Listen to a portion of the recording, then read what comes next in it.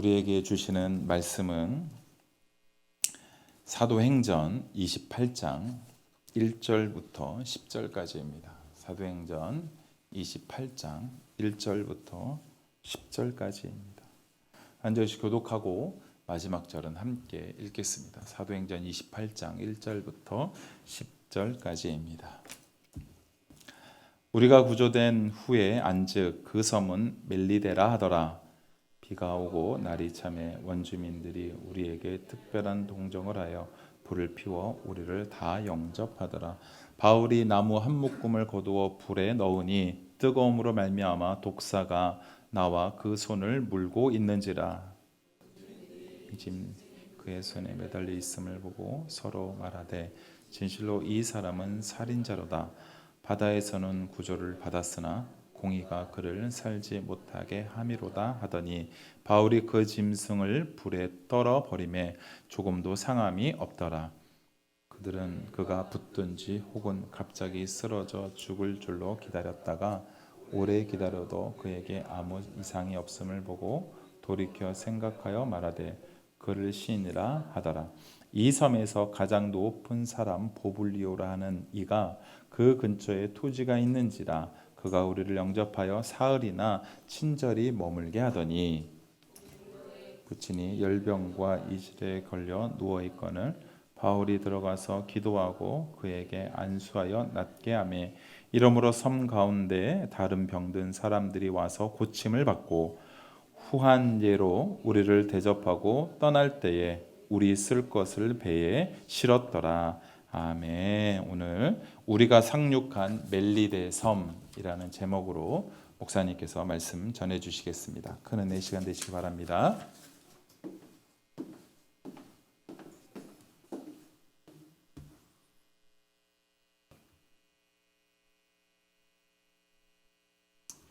주일 예배 오신 성도님들 그리고 이 시간 영상으로 예배 드리신 성도님들 환영합니다. 축복합니다. 우리 서로 인사 한번 나눠볼까요? 환영합니다. 환영합니다. 여러분들 계시고 로마로 향하던 배가 이제 풍랑을 만나 이제 위기가 있었지만 그 배 안에 있던 모든 사람들이 그 낯선 섬으로 이제 피난하였습니다. 분명 바울의 로마행은 하나님의 뜻입니다. 그럼에도 풍랑을 만났습니다. 한번 생각해 보세요. 자, 예루살렘으로 향할 때부터 바울은 자신 앞에 고난이 기다리고 있을 것을 알고 있었습니다. 그렇죠? 그리고 정말 억울하게 자신의 동족인 유대인들의 모함을 받아서 쇠사슬의 메인 몸이 되었습니다. 천부장과 로마 총독, 유대왕 앞에서 여러 번 재판을 받았습니다. 죄수의 몸으로 로마로 가는 배에 올랐습니다. 그런데 이번엔 거친 풍랑까지 만나 조난을 당합니다. 겨우 헤엄을 쳐서 낯선 섬에 도달합니다.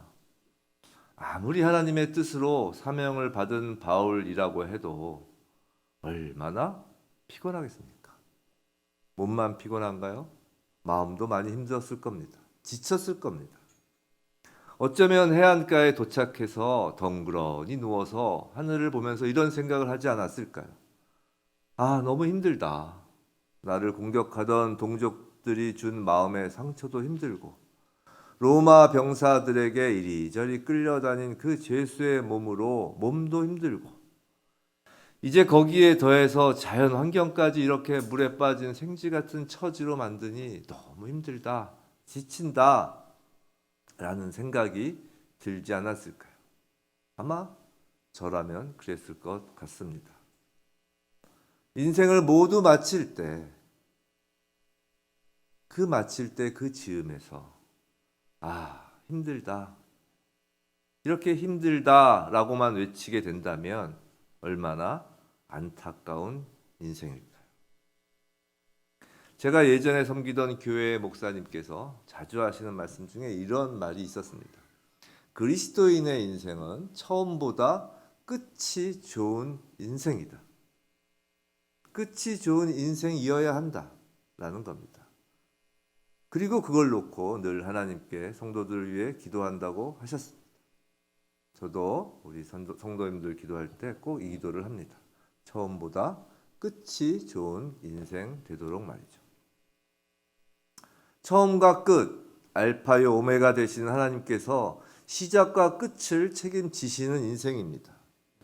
근데 여기서의 그 끝은 단지 육신의 코의 호흡이 끝마쳐지고 예수님께서 재림하신 그 새하늘과 새 땅에서의 영생으로 이어지는 그 영생의 끝을 의미하는 것이 아닙니다. 이 땅에서 그리스도인으로서 육신의 호흡을 지니고 살아가는 인생의 시작과 끝도 하나님께서 책임지시고 그 마지막 끝이 가장 좋은 인생이 되도록 하신다라는 겁니다.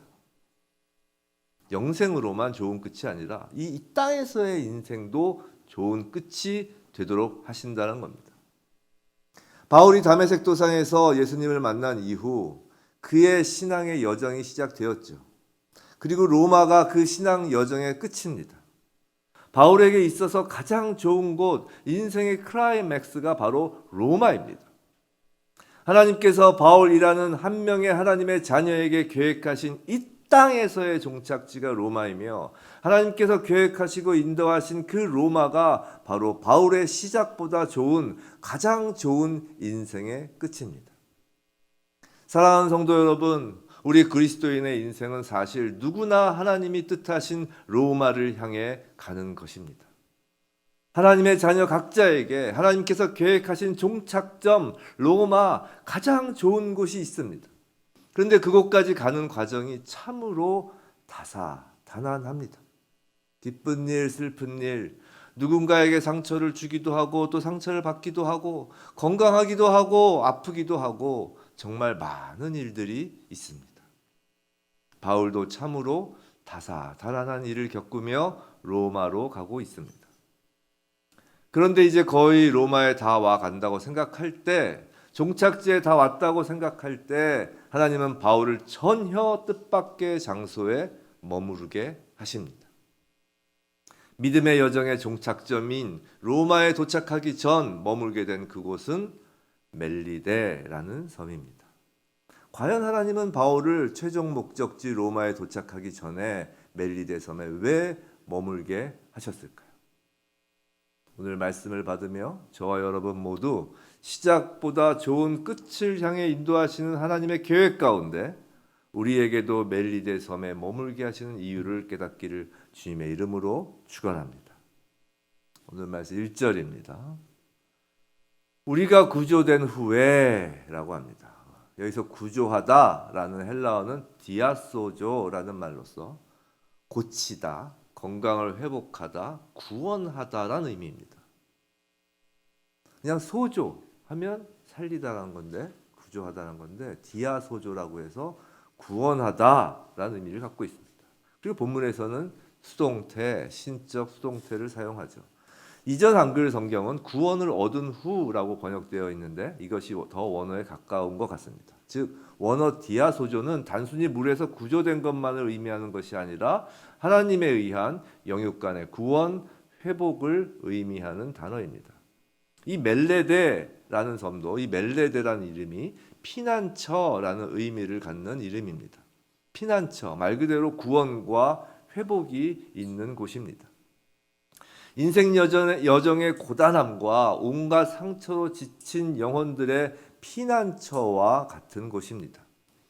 하나님은 지금껏 여정으로 인해 몸과 마음에 지친 바울에게 피난처로서 그리고 영육 간의 건강을 온전히 회복하도록 멜리데라는 섬으로 인도하신 겁니다. 멜리데는 이 시실리아 남쪽 약 한 98km 위치한 작은 외딴 섬입니다. 지금의 몰타 섬입니다. 아시죠? 지중해 휴양지로 유명하죠. 이곳에는 카타콤이 크게 있습니다. 지하 비밀 예배 장소죠. 영화 바울 아시죠? 얼마 전에 작년인가 지작년에 저희 교회에서도 함께 본 영화입니다. 바울. 그 바울 영화의 그 마지막 촬영지를 이 몰타에서 촬영하였다고 합니다. 그 이유가 이 바울의 로마행에서 의미 있는 장소를 골라 촬영을 하였기 때문이라고 합니다. 자, 그럼 멜리데에서 무슨 일이 있었기에 바울의 피난처, 회복처가 되었을까요? 계속 말씀을 보겠습니다. 2절 말씀입니다. 비가 오고 날이 참에, 자, 이 말은 단순히 어떤 하루의 날씨가 비가 오고 날이 추웠다는 의미가 아니라 그 지역의 겨울이 시작되었다라는, 즉 계절이 변하고 있음을 알려주는 말입니다. 그 지역의 겨울이면 날이 차고 비가 오기 시작한다는 거죠. 그 앞선 그 사도행전 27장 9절 12절에서 그 바울을 태운 배가 출발한 시기가 금식하는 저기가 이미 지나고 겨울철을 준비하여야 하는 시기였음을 우리는 이미 본 바가 있습니다. 여하튼 이제 겨울이 시작되었고 원주민들은 불을 피워서 바울 일행을 영접하였습니다. 바울 일행의 피난처로 보기에 적절한 것 같습니다. 원주민들도 친절하고요. 근데 참으로 기이한 일이 발생합니다. 그것이 3절입니다. 우리 다시 한번 읽어볼까요? 시작. 바울이 나무 한 묶음을 거두어 불에 넣으니 뜨거움으로 말미암아 독사가 나와 그 손을 물고 있는지라. 자, 바울이 불을 더 세게 지피려고 나무 한 묶음을 불에 넣습니다. 자, 여기까지는 뭐 별로 이상할 것이 없습니다. 그런데 이 다음 부분이 신학자들 사이에서도 논쟁이 있습니다. 그리고 저도 이 부분이 매우 흥미롭게 기술되어 있다고 생각합니다. 신학자의 논쟁까지야 우리가 세세히 알 필요는 없습니다. 다만 그 논쟁의 이유가 되는 그 배경 지식이 있어야 이 구절이 단순히 눈에 보이는 사실만을 기록한 것이 아니라 영적 의미를 갖고 있다는 것을 알게 됩니다. 우선 지금의 그 몰타 섬에는 독사가 없다고 합니다. 하지만 2000년 전이니까 독사가 있을 수도 있습니다. 있었을 수도 있죠. 더욱이 원주민들이 독사인 것을 알았으므로 바울을 문 뱀은 독사가 분명합니다. 근데 독사는 한번 이빨로 이렇게 물면 곧바로 물러난다고 합니다. 이렇게 물고 매달려 있지 않는다고 해요. 이처럼 지금 바울처럼 한번 물고 바로 뛴다고 합니다. 누가가 누군가요? 이 저술한 누가가 의사입니다. 매우 정확하게 기록하는 사람입니다. 지금 누가가 본 대로 기록하고 있습니다. 기이하게도 독사가 바울을 물고 매달려 있는 겁니다. 그런데 누가의 기록에서 매우 흥미로운 것은 뜨거움으로 말미암아 독사가 나왔다고 기록한 것입니다. 독사가 뜨거워서 나왔는지 어떻게 알아요? 독사가 뛰어나오면서 뜨거워 라고 했나요? 오늘 본문 말씀은 분명히 의사 누가가 직접 보고 경험한 역사적 사실 그대로의 기록입니다. 근데 오늘 본문 장면은 바울의 신앙 여정을 한 장면으로 요약해서 보여주고 있습니다. 바울의 시작과 지금까지 온 그 모든 신앙 여정, 다메섹 도상에서 예수님을 만나고 1차, 2차, 3차 전도여행을 한 그 바울의 모든 신앙 여정을 한 장면으로 요약해서 보여주고 있는 것입니다. 독사는 세례 요한이 바리새인들에게 사용한 단어이죠. 물론 예수님도 사용하셨습니다. 성경에서 뱀은 사탄의 하수인, 하나님 나라가 임하는 것을 방해하는 세력, 곧 그 배후의 사탄을 의미합니다. 바울은 복음의 불씨가 예루살렘에서 시작되어 열방으로 퍼져가는 그 길목에서 그 불길을 크게 타오르게 사용된 사람입니다. 나무 한 묶음을 불에 넣어 불길을 타오르게 한 것입니다. 그 불길에 뱀이 뛰어올라 바울을 뭅니다. 복음의 불길을 크게 타오르도록 하는 바울을 사탄이 공격하는 것입니다.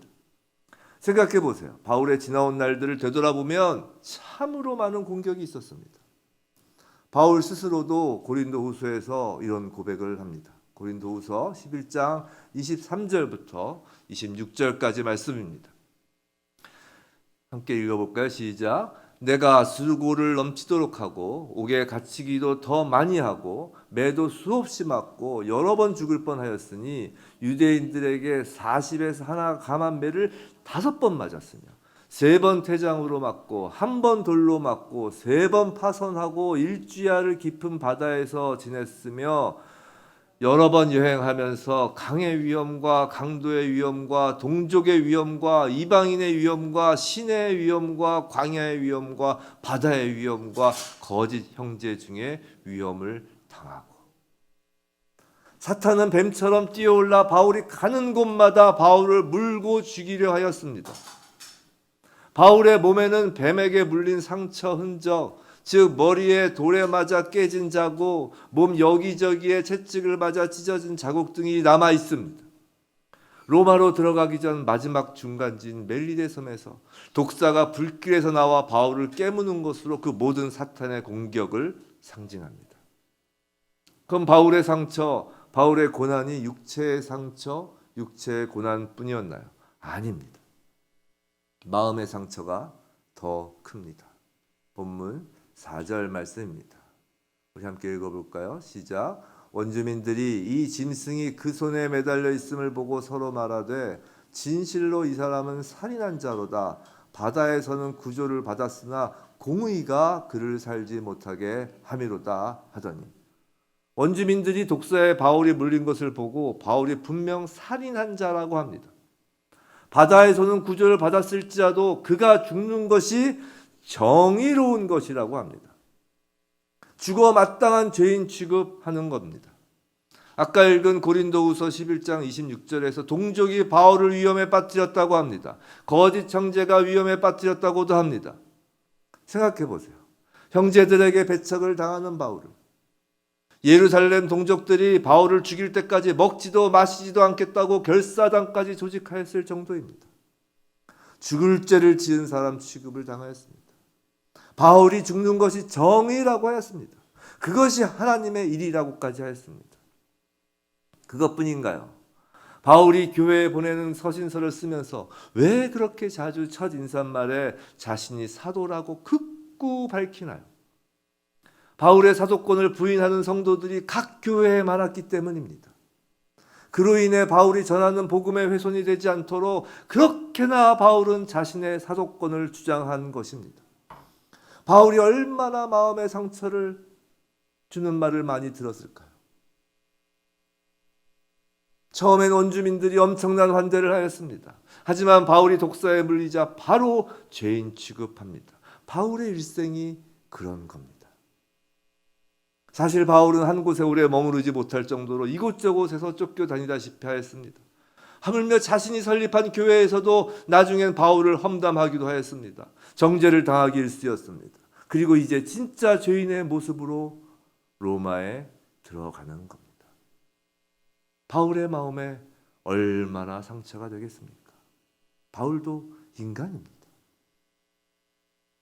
최종 목적지 로마로 들어가기 전 멜리데 섬 원주민들의 그 살인자라는 말로써 바울 마음에 상처가 되었던 신앙 여정을 상징적으로 보여주고 있는 것입니다. 성도 여러분, 우린 교회 안에서도 여전히 이런 상처를 주고받습니다. 이런 거예요. 교회를 잘 섬기고 믿음 생활을 잘하는데 사업이 망하고, 자녀에게 무슨 문제가 생기고, 건강에 이상이 생기고, 그렇게 무슨 문제가 생기기라도 하면 마치 무슨 죄를 지어서 그런 것이 아니냐, 믿음이 약한 것 아니냐, 기도가 부족한 것 아니냐라고 의심하며 정죄하기 시작합니다. 한번 암이라도 걸려보세요. 가족 중에 누가 아프기라도 해보세요. 회개부터 하라는 그 기도원 원장님, 목사들 의외로 많습니다. 아픈 곳에 소금을 뿌리는 겁니다. 몸이 아픈 것보다 서로에게 상처를 주는 말들로 마음에 더 깊은 상처가 남습니다. 그렇다고 그렇게 상처를 주는 말을 하는 사람들이 반드시 악해서 그런 것도 아닙니다. 다만 그런 아픔을 경험해 보지 않아서 그런 겁니다. 그래서 막상 당사자는 자신이 그런 상처를 주었다는 것조차 알지 못하는 경우가 대부분입니다. 아픔을 경험한 사람, 상처를 입어본 경험이 있는 사람이 다른 사람의 아픔에 공감할 수 있습니다. 더욱 성숙한 그리스도인이 될 수 있죠. 제가 잘 아는 어느 대형교회 목사님이 이런 말씀을 하시는 것을 들은 적이 있습니다. 교회에서 부교육자, 사역자를 뽑을 때 꼭 물어보는 것이 있다고 합니다. 그건 지금까지 살면서 가장 힘든 순간, 힘든 일이 무엇이었냐고 묻는다고 하십니다. 그런데 대답이 별 근심 걱정 없이 순탄하게 살아온 그런 대답이 나오는 사람은 뽑지 않는다고 합니다. 근데 대답이 본인도 어쩔 수 없이 겪게 되는 그 힘든 상황, 여러 가지 그런 경우가 있겠죠. 정말 본인의 죄 때문이 아니라 어쩔 수 없이 겪게 되는 상황들, 그런 상황을 경험한 사람을 우선적으로 뽑는다라는 겁니다. 어려서 부모를 잃은 사람, 살면서 어떤 힘든 일을 겪은 사람, 그런 어려움을 겪고 아픔을 겪어본 사람이 다른 사람의 아픔을 이해하기 때문이라는 거죠. 바울은 누구보다 아픔과 상처가 많았고 그 아픔과 상처들이 사랑이 되어 자신이 감옥에 갇힌 어려운 상황에서도 그토록 사랑이 넘치는 많은 편지들을 각 교회에 보낼 수 있었습니다. 사랑의 사도라고 하면 사도 요한을 꼽지만 사도 바울도 그에 못지않게 사랑의 사도였습니다. 그 사랑은 예수 그리스도 안에서 바울의 상처들을 통하여 빚어진 것입니다. 그럼 상처가 그대로 남아있는 상태에서 상처가 사랑으로 그냥 변하나요? 아닙니다. 그 상처가 치유되어야 합니다. 그것이 5절입니다. 독사에 물렸음에도 상함이 없었습니다. 하나님이 하신 일임을 원주민들의 입을 통해서 알려주십니다. 6절 말씀이에요. 그들은 그가 붙든지 혹은 갑자기 쓰러져 죽은 줄로 기다렸다가 오래 기다려도 그에게 아무 이상이 없음을 보고 돌이켜 생각하여 말하되 그를 신이라 하더라.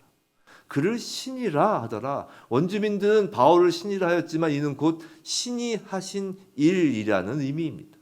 하나님께서 지금까지 독사의 공격과 같은 모진 고난과 형제들의 지독한 독설 속에서도 바울을 지켜주신 것입니다. 아무런 해를 받지 않도록 치유하셨습니다. 예수님의 말씀입니다. 마가복음 16장 18절 전단부입니다. 우리 함께 읽어볼까요? 시작. 뱀을 집어올리며 무슨 독을 마실지라도 해를 받지 아니하며. 자, 이 말씀을 바울에게 이루신 겁니다. 뱀의 공격을 보호하시고 독과 같은 그 마음의 상처로부터 해를 받지 않도록 회복시키신 것입니다. 바울의 신앙 여정은 늘 육체의 고난과 마음의 괴로움으로 점철되었지만 하나님은 그런 바울을 눈동자처럼 보호하시고 그 상처를 어루만져 주셨습니다. 성도 여러분, 사복음서에서 예수님의 마지막 말씀이 복음서마다 다 다른 것 아시죠? 사복음서에 나오는 그 예수님의 그 마지막 말씀, 승천하시기 직전의 말씀이 사복음서가 다 달라요. 근데 사복음서 가운데 가장 먼저 기록된 성경이 뭔지 아세요? 마가복음입니다. 그 마가복음으로 알려져 있는데, 그럼 그 마가복음에서 예수님이 승천하시기 전 마지막 예수님 말씀이 무엇일까요? 그것이 방금 본 마가복음 16장 18절입니다. 아까 전단부까지만 봤는데 이제 전부 다 보겠습니다. 우리 함께 읽겠습니다. 시작. 뱀을 집어올리며 무슨 독을 마실지라도 해를 받지 아니하며 병든 사람에게 손을 얹은즉 나으리라 하시더라. 19절. 주 예수께서 말씀을 마치신 후에 하늘로 올려지사 하나님 우편에 앉으시느라. 자, 19절 예수님이 말씀을 마치신 후 승천하십니다. 즉 그 마지막 말씀이 18절이라는 겁니다. 18절 다시 올려주시고요.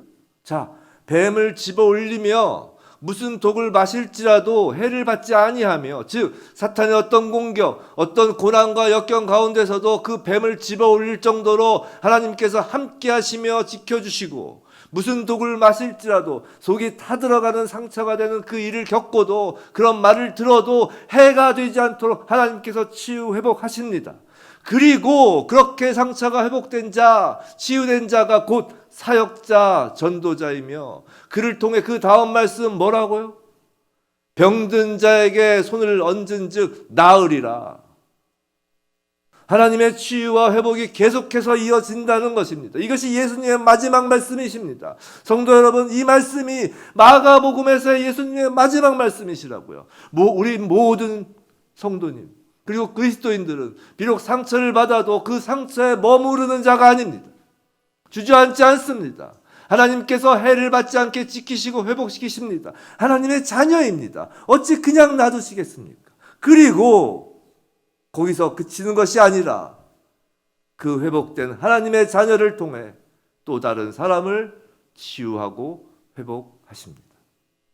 그렇게 세상을 한 걸음 한 걸음 이어서 회복시키시는 것이 우리를 향한 하나님의 뜻이십니다. 그것이 하나님의 뜻이십니다. 오늘 바울이야말로 마가복음의 그 마지막 예수님 말씀이 능력으로 역사된 하나님의 일꾼입니다. 그 내용이, 그 그 하나님의 말씀이 능력으로 역사된 그 결과가 7절부터 9절까지 나옵니다. 7절부터 9절까지 함께 읽어볼까요? 시작. 이 섬에서 가장 높은 사람 보불리오라 하는 이가 그 근처에 토지가 있는지라 그가 우리를 영접하여 사흘이나 친절히 머물게 하더니 보불리오의 부친이 열병과 이질에 걸려 누워 있거늘 바울이 들어가서 기도하고 그에게 안수하여 낫게 하며 이러므로 섬 가운데 다른 짐을 받고. 자, 이 섬에서 가장 높은 사람 보불리오라 하는 이라고 합니다. 추장인 거죠. 바울에게 살인을 저지른 자라고 한 원주민들 중 제일 높은 사람입니다. 소위 바울을 힘들게 한 사람 중 우두머리라는 의미입니다. 자신에게 상처를 준 사람, 그 중에서도 최고인 사람, 그 사람의 가족을 지금 치유하는 바울입니다. 만일 바울이 자신의 상처가 회복된 자가 아니라면 어쩔까요? 나한테 이전에 죽을 죄를 지은 사람이라고 했잖아. 나한테 돌을 던졌잖아. 난 상관 안 해. 라고 하지 않았겠어요? 하지만 바울은 오랜 신앙 여정을 통해 하나님의 사랑을 체험하였습니다. 예수님을 다메섹 도상에서 만난 이후로 오랜 세월이 지나는 동안 예수님 십자가 은혜가 자신의 몸과 마음에 새겨져 더 이상 사람으로부터 받은 상처들이 남아있을 여지가 없도록 깨끗함을 받은 사람입니다. 8절 안수하여 낫게 하매라고 성경은 기록합니다. 마가복음 예수님의 말씀이 그대로 이루어지는 겁니다. 바울이 예수님의 말씀을 순종함으로 원수를 사랑할 때 온전한 회복이 바울에게 임합니다. 그것이 10절입니다. 후한 예로 우리를 대접하고 떠날 때 우리 쓸 것을 배에 실었더라. 후한 예로 바울 일행을 대접합니다. 떠날 때 로마로 가는데 쓸 것을 모두 공급받습니다. 이것은 바울의 지나온 모든 신앙 여정에서 육체에 새겨진 상처와 마음에 새겨진 상처가 온전히 회복되어 샬롬, 평안함을 선물로 받고 마지막 인생 최종지 클라이맥스 로마로 다시 출발하는 겁니다. 멜리데 섬은 진정 바울에게 최종 목적지에 도착하기 전 온전한 회복을 이룬 곳입니다. 성도 여러분, 혹시 지금 우리에게 이런 멜리데 섬이 필요하지는 않으실까요? 하나님께서 오늘 말씀을 통하여 우리에게 전하는 음성을 들으시기 바랍니다. 살아온 횟수가 짧던 길던, 고통과 고난의 계곡이 깊던 얕던, 환경과 사람으로 인한 상처가 얼마나 깊이 새겨졌던 인생의 질고를 아는 모든 하나님의 자녀들에게 하나님은 온전한 회복을 주고자 하십니다. 하나님께서 그 모든 상처를 아십니다. 하나님께서 그 모든 상황과 그 배후를 아십니다. 누구보다 잘 아십니다. 우리의 고통을 잘 아십니다. 그리고 하나님께서 그 상처가 치유되기를 원하십니다. 뱀을 집어도 독을 마셔도 해가 되지 않기를 원하십니다. 바울과 함께 하신 하나님이 지금도 우리와 함께 하십니다. 바울을 치유하시고 회복시키신 분은 바로 우리 전부를 위하여 뱀에게 발꿈치가 상하시며 십자가에 달리신 예수님입니다. 바울을 치유하고 회복시키신 분은 바로 뱀에게 발꿈치가 상하시며 십자가에 달리신 예수 그리스도이십니다. 우리의 마음의 상처를 회복하시기 위해 그 십자가 위에서 금빛 면류관을 쓰셔야 하실 분이 금빛 면류관 대신 가시 면류관을 머리에 쓰신 그 예수님이십니다. 하나님께서 뜻하신 이 땅에서의 클라이맥스 로마로 가기 전 바울에게 나타난 온전한 회복의 모습을 우리에게도 하나님은 주시기 원하십니다. 우리에게 육체의 상처를 주고 마음의 상처를 주었던 그 기억들 위에 상처를 준 사람들 그 머리 위에 안수하는 겁니다. 축복하는 겁니다. 사랑하는 겁니다. 그때 우린 비록 풍랑을 만난 인생이지만 멜리데 섬에서 진정으로 구조된 인생으로 변화됩니다. 처음보다 좋은 끝이 무엇인가요? 끝이 무엇인가요? 여러분들이 원하는 처음보다 좋은 끝은 무엇인가요? 처음보다 부자로 인생을 마치는 것인가요? 처음보다 세상에서 유명한 유명인으로 인생을 마치는 것인가요? 그것이 좋은 끝인가요? 아닙니다. 좋은 끝은 세상 속에서 주었던 모든 상처가 회복되고 마음에 아무런 앙금, 미움이 남지 않고 그리스도 십자가의 사랑으로 가득 차 다른 사람의 상처, 세상의 상처 위에 안수하는 인생, 치유하는 인생이 가장 좋은 끝입니다. 부디 저와 여러분 모두 하나님께서 인도하시는 우리들의 멜리데 섬에서 그리스도 십자가의 은혜로 뱀과 사람으로 인한 모든 상처가 치유 회복되기를, 그리고 이제는 세상을 치유하는 치유자로서 처음보다 끝이 좋은 신앙의 여정을 항해하길 주님의 이름으로 축원합니다. 오늘 말씀을 마치고 찬양 시작할 때 불렀던 내 손을 주께 높이 듭니다. 찬양을 하며 기도하고 마치겠습니다. 우리 모두 찬양 받으시기에 합당한 주님, 우리의 모든 고난과 모든 상처를 모두 짊어지시고 십자가에서 뱀에게 발꿈치가 물린 십자가에 달리시고 금면류관이 아니라 가시면류관을 쓰신 그 예수 그리스도를 찬양하며 우리 이 찬양을 기도로 올려드리겠습니다. 내 손을 주께 높이 듭니다. 내 찬양 받으실 주님, 내 마음을 주께 활짝 엽니다.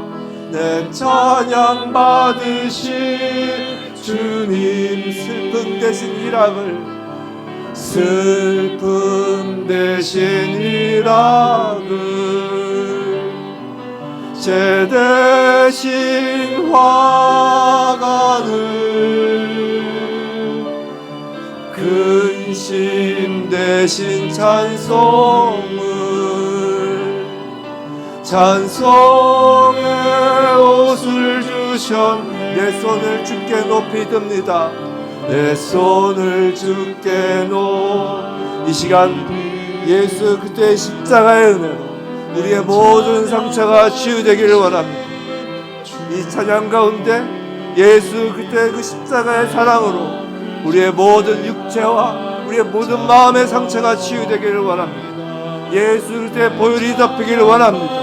온전한 치유함이 있기를 원합니다. 슬픔 대신 희락을, 슬픔 대신 희락을, 제 대신 화관을, 근심 대신 찬송을, 찬송의 옷을, 내 손을 주께 높이 듭니다. 내 손을 주께 높이 드 하나님을 찬양합니다. 예수님을 찬양합니다. 우리를 회복시키시는 예수 그리스도를 찬양합니다. 내 마음을 주께 활짝 엽니다. 제 찬양 받으실 주님, 슬픔 대신 희락을, 제 대신 화관을, 근심 대신 찬송을, 찬송의 옷을, 내 손을 주께 높이 듭니다. 내 손을 주께 높이 듭니다. 찬양 받으시, 마음의 문을 활짝 여시 예수 그리스도를 받아들이시기 바랍니다. 이 시간 성령으로 임하신 예수 그리스도로 마음을 채우시기 바랍니다. 예수님께서 원하시는 여러분을 덮으십니다. 주님, 슬픈 대신 희락으로 변합니다. 대신 희락을 제 대신 화관을 근심 대신 찬송의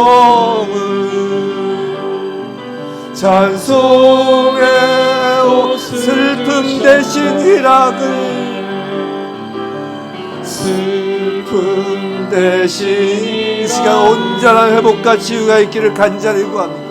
예수 그리스도의 이름으로 이 시간 산지교회 모든 성도님들과 이곳에 계신 모든 성도님들과 온라인으로 예배드시는 모든 성도님들에게 예수 그리스도의 이름으로 온전한 회복과 치유가 있기를 간절히 기도합니다.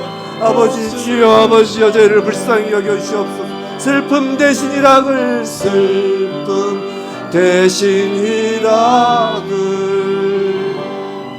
제 대신 화관을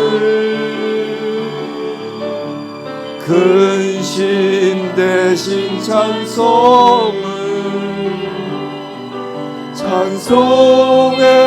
옷을 주셨네. 하나님 아버지 감사합니다. 저희 인생의 처음부터 끝까지 인도하시는 하나님, 처음보다 끝이 좋게 인도하시니 감사합니다. 아버지 이 시간 끝이 좋음이 무엇인지 깨닫게 하시니 감사합니다. 끝의 좋음이 인생에서 부자로 맞추는 것이 아니게 하여 주시옵소서. 저희의 인생의 끝이 유명인으로 맞춰지는 것으로 만족하지 않게 하여 주시옵소서. 세상 속 모든 상처를 치유받고 그리스도의 사랑으로 세상의 상처를 치유하는 인생이 가장 좋은 끝임을 깨닫게 하시니 감사합니다. 저희의 끝을 그렇게 아버지 인도하여 주시옵소서. 독사에게 물려도 독을 마셔도 해가 없게 하시고 늘 성령님으로 예수 그리스도 십자가 사랑을 우리 안에 가득 채우사 이 땅의 삶 속에서 새겨진 그 많은 상처들을 예수 그리스도의 보혈로 치워주시옵소서. 그리고 하나님 사랑과 그리스도의 그 은혜의 통로로서 우리 각자가 주님의 마지막 말씀 병든 자에게 손을 얹어 그들의 상처를 치유하는 일꾼, 병든 자에게 손을 얹어 안수하여 세상의 상처를 치유하는 일꾼으로 인생의 클라이맥스 그 끝을 맞게 하옵소서. 아버지 우리를 긍휼히 여겨주옵소서. 아직 예수를 믿지 않아 어둠 가운데 죽음을 두려워하는 사랑하는 영혼들을 불쌍히 여겨주옵소서. 바울을 통하여 행하여진 기적을 오늘 이 시대에도 믿지 않는 영혼들을 향하여 허락하사 하나님의 살아계심과 복음의 진리를 그들로 하여금 믿게 하옵소서. 그들의 머리에 이 시간 기도로 완수하여 손을 얹으니 아버지 그들을 회복시켜 주시옵소서. 육체의 병든 자를 낫게 하여 주시옵시고 영혼의 병든 자를 낫게 하여 주시옵소서. 예수 그리스도 이름으로 간절히 원하오니 간절히 구하오니 아버지 그들에게 우리 성도님들에게 치유를 허락하여 주시옵소서.